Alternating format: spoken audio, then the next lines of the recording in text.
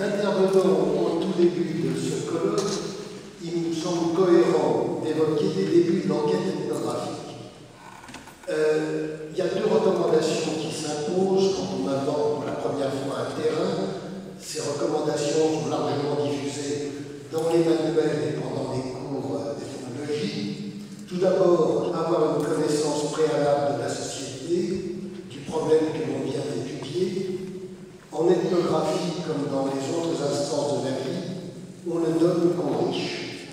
Aller étudier la poterie sans pouvoir tenir une discussion sur les différents types de tours, sur l'encobe ou la glaçure, engager une recherche sur la pratique religieuse en ignorant les textes fondateurs et la liturgie, débuter une enquête sur le football sans connaître la composition des équipes et le palmarès du club que l'on étudie, ce sont de bien mauvaises prémices. À des questions générales, les gens répondront par des propos généraux pour se débarrasser au plus vite de l'intrus. En revanche, si le questionnaire du répondant fait preuve de compétences techniques, le questionné s'engagera volontiers dans une discussion de connaisseurs.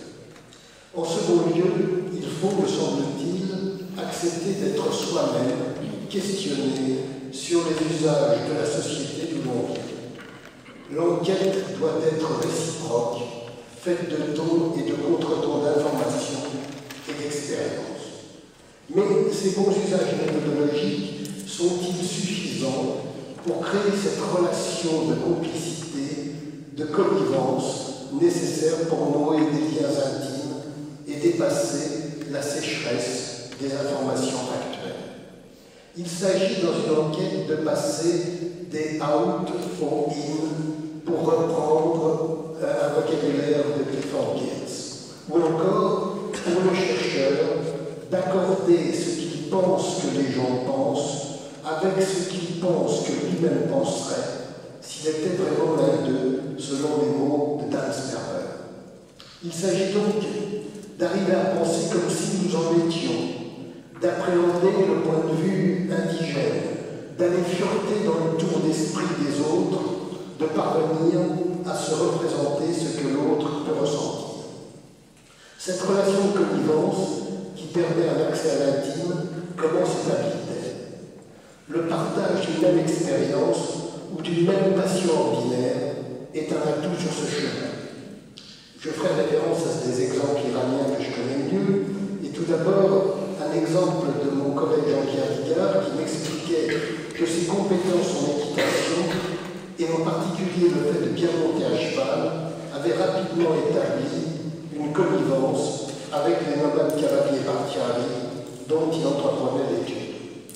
De mon côté, je n'avais nulle pratique de la riziculture quand je débutais une enquête dans un village du nord de l'Iran, qui est indiqué là sur la carte, ce qui créa rapidement une complicité. Ce ne fut pas une pratique ordinaire, mais une passion ordinaire, en l'occurrence le football.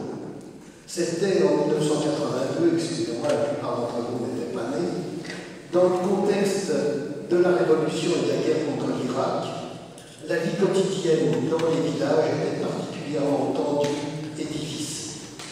Des jeunes partaient pour le front, des opposants étaient arrêtés, des denrées de base manquaient, et ces sujets alimentaient lors des veillées l'essentiel des discussions, mais on commentait aussi avec ferveur et contre toute attente les exploits de Maradona, de Platini ou de Rummenigge, dont la télévision diffusait parcimonieusement des images. Entre un prône de religieux et une émission de propagande, je me rappelle une de ces émissions de propagande où un Indien, un Hopi, je crois, brandissait un portrait de Khomeini et félicitait les Iraniens d'avoir chassé les Américains de leur pays. Mais on pouvait voir entre un prône et une émission de propagande des résumés des matchs des principaux championnats européens. Et on s'intéressait donc aussi là-bas, et dans une situation peu ordinaire, à la Juventus de Turin, au Bayern de Munich et au Football Club de Barcelone, mais encore aussi parfois au résultat de Bastia-Nancy. Ma connaissance du football était une des meilleures entrées en matière. Elle permettait d'engager la conversation sans préalable cérémonieux et aux passionnés d'actualiser leur savoir sur tel ou tel club européen. Sur place, la pratique du football occupait une part non négligeable du temps de loisir. Un notable avait autorisé les jeunes à transformer une de ces parcelles non utilisées en terrain de football et je participais au match d'entraînement.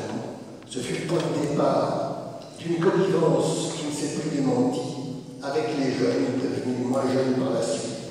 J'en eus la confirmation quelques années après quand j'appris qu'un tournoi organisé localement avait pris le nom de Gianni Christian, Coupe Christian. Mais si de telles pratiques et au moins partagé crée la connivence, il n'engendre pas pour autant cette complicité confiante qui naît de la participation, directe ou indirecte, à un même vécu extraordinaire. L'exemple le plus marquant de cette métamorphose des relations d'enquête nous est fourni par Clifford Geertz dans son célèbre article sur le combat de coq à Paris. Rappelons-nous, Geertz et son épouse assistent à un combat de coq, une pratique interdite par la loi indonésienne. Lors de la descente de police qui interrompt le combat, fort du principe anthropologique à Rome il faut faire comme les Romains, il dévale la grande du village et s'installe, comme si de rien n'était, autour d'une table posée à la hâte dans un enclos, complice de leur hôte de fortune, qui explique aux policiers, qui se montent à la poursuite des contrevenants, que ces professeurs américains ont passé là tout l'après-midi à parler paisiblement culture derrière une tasse de thé. Alors que jusque-là, les balinais évitaient les Geertz, les traitant, je cite, comme des non-personnes, des spectres, des invisibles, et que les anthropologues ont à se demander s'ils étaient réellement réels après tout. Le lendemain du combat de coq et de la descente de police, la face de l'univers était changée. Non seulement, dit Geertz, nous n'étions plus invisibles, mais nous attirions toute l'attention. Nous étions l'objet de tout un débordement de cordialité, d'intérêt. Pour ce qui était de nos relations avec la communauté, ce fut un moment décisif. Littéralement parlant, nous étions in. Autre exemple, avant de conter ma propre expérience et d'en tirer des leçons, ce qui a instauré une relation de confiance entre mon collègue Guillard et Sénaman Bakhtiari, c'est, me disait-il, son arrestation par la police politique, la SAVAK, du temps du Shah. Une police politique qui traquait et insupportait les nomades. À son retour dans la tribu, 3 mois plus tard, il a été relâché, il n'avait pas été détenu longtemps, se sont instaurées des relations de complicité fondées à la faveur d'un événement sur des expériences et des sentiments communs. Venons-en à l'élément fondateur qui a scellé ma complicité avec la population d'établissements ruraux du nord de l'Iran que j'ai étudié pendant de nombreuses années. C'était donc en 1982, dans un contexte particulièrement difficile, j'en ai dit un mot, la guerre, les arrestations d'opposants, etc. J'étais déjà venu enquêter dans la région, mais avant la révolution islamique. J'hésitais à contacter d'anciens informateurs et amis. Qu'était-il devenu? Ma présence à leur côté n'éveillerait-elle pas des soupçons, des tracas? Avant de penser éventuellement à servir, l'ethnologue doit surtout veiller à ne pas nuire à ceux qui l'accueillent. Au bazar de Rasht, donc la principale ville de la région, j'avais demandé où se trouvait un haji, un gros commerçant que j'avais connu naguère et dont je ne pensais pas qu'il pût être menacé.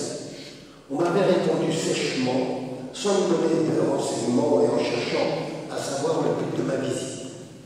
Je décidai alors d'aller là où un taxi collectif qui desservait les localités de la plaine centrale du Guilan me laisserait. Ah, c'est maintenant que la carte sera utile. Voilà, donc je pars de Rache, vous voyez, et j'arriverai à Las Cocomaye que vous voyez indiqué sur la carte. Donc j'avais décidé d'aller là où un taxi collectif me laisserait, et je sautais donc dans la première d'importance.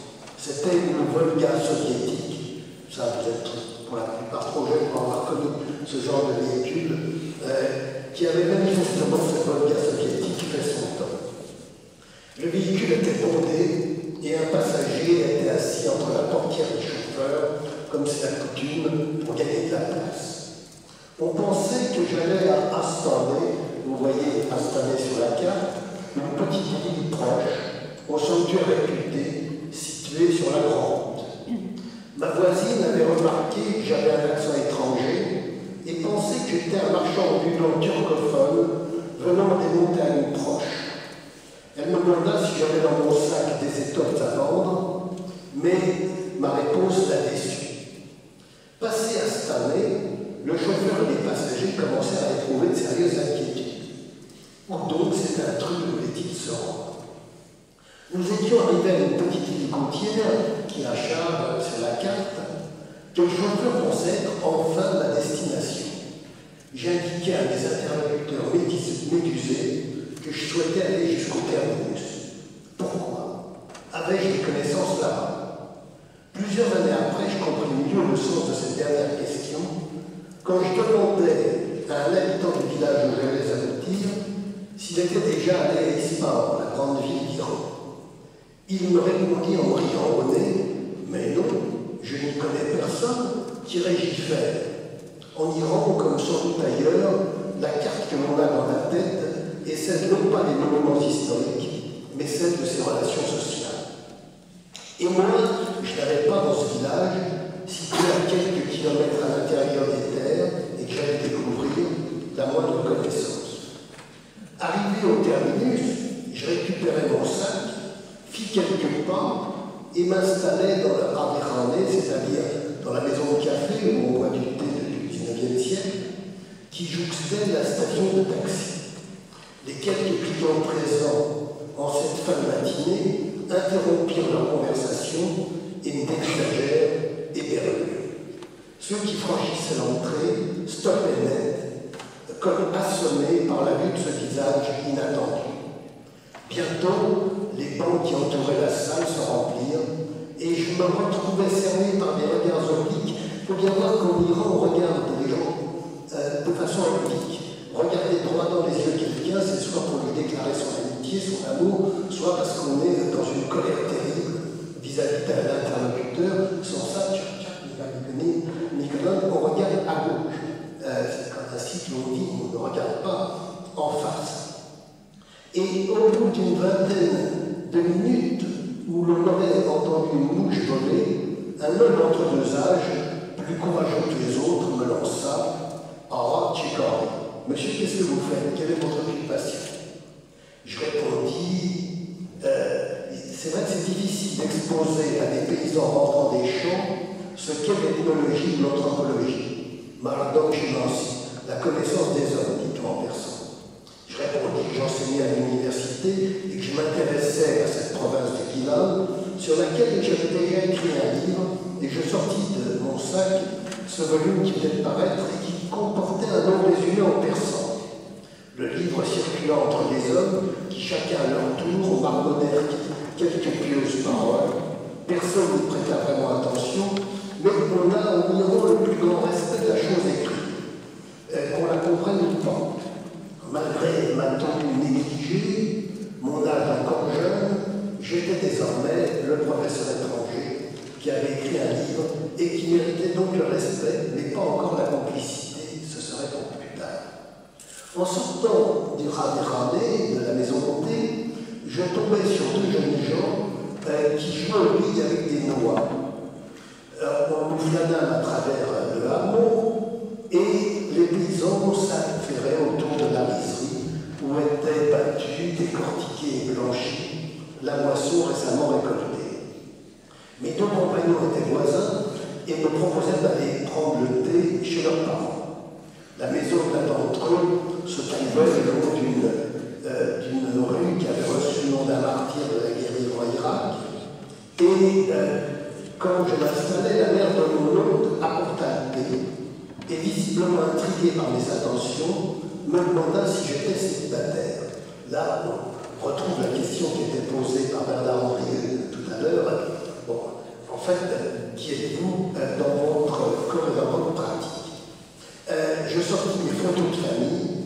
notamment celle de mes 3 enfants, qui circulèrent parmi les convives, attirés par la curiosité et de plus en plus nombreux.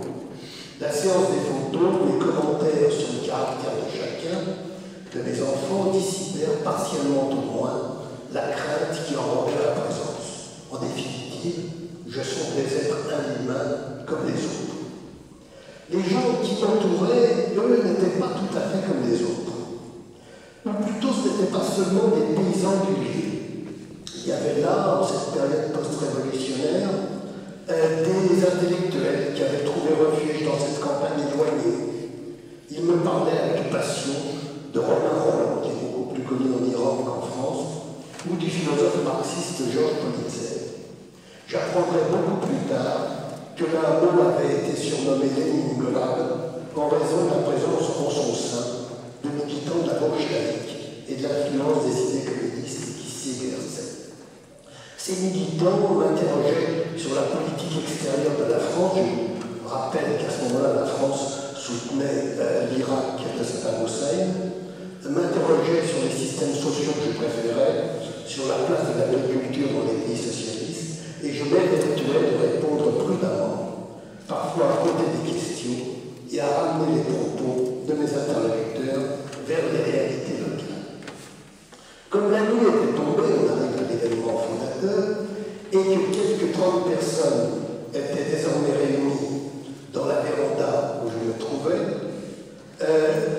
et ces gens étaient venus pour voir à quoi ressemblait l'intrus, on entendit le bruit strident du moteur d'une moto qui stoppa net devant l'entrée de la maison. 2 Pasda ou Bassidji, c'est-à-dire 2 gardiens de la Révolution volontaires, déboulèrent dans la véranda. Ils venaient du hameau du bas, il y avait 2 hameaux, moi j'étais dans le hameau du haut, de cet établissement donc où s'était installé dans un local bibliothèque occupé auparavant par des militants de gauche, où s'était installée donc une garnison de volontaires islamiques. Ceux-ci avaient remplacé les livres marxistes ou s'en approchant par des ouvrages pieux de propagande de leur bord. Ces gardiens de la Révolution nous demandèrent avec politesse de les suivre. Ils étaient manifestement gênés en même temps d'enfreindre les lois d'hospitalité, qui sont des lois d'airain en Iran. Protégé par le cocon chaleureux de mes hôtes, je refusais, avant que j'étais à leur disposition, mais ici même, là où j'étais. Ils me demandèrent des papiers, me posèrent toute une série de questions sur les activités en France et en Iran, et enfin, c'était la seule information qui les intéressait vraiment. Ils me demandèrent ce que je pensais de la révolution islamique.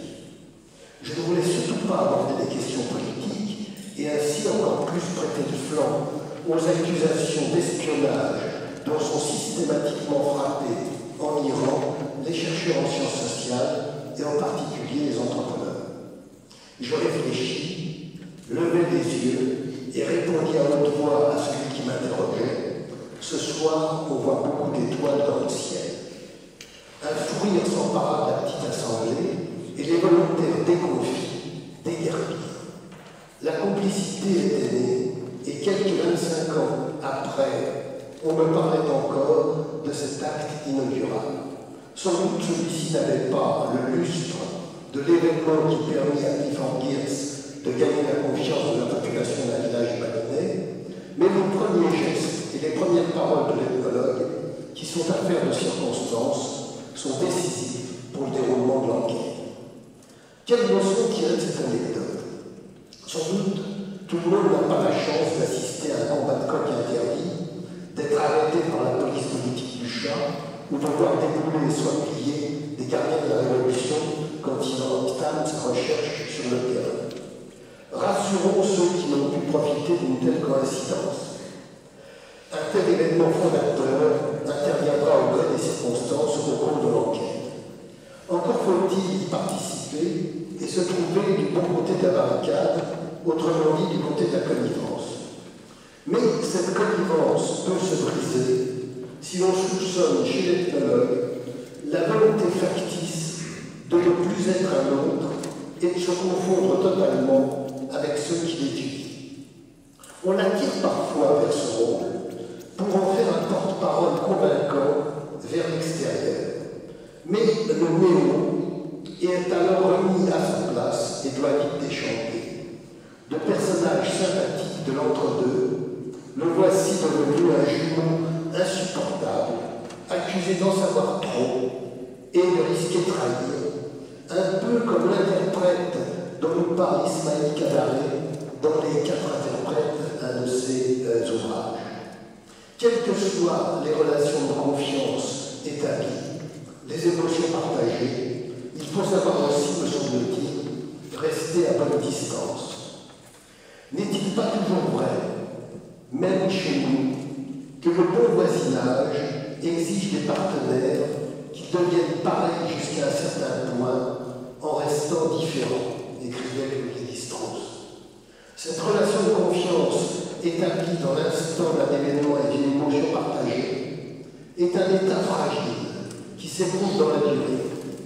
Elle suppose à travers le temps réciprocité, transparence, fait tangible qui confirme ce lien moral et affectif. C'est donc à partir d'expériences subjectives, des rapports de connivence, de confiance, d'amitié, que l'ethnologue constitue son savoir qui vise, sans jamais l'atteindre, à l'objectivité. C'est là un des paradoxes très sympathiques de cette discipline. Sans cette proximité, l'anthropologie demeurerait superficielle et comme à la périphérie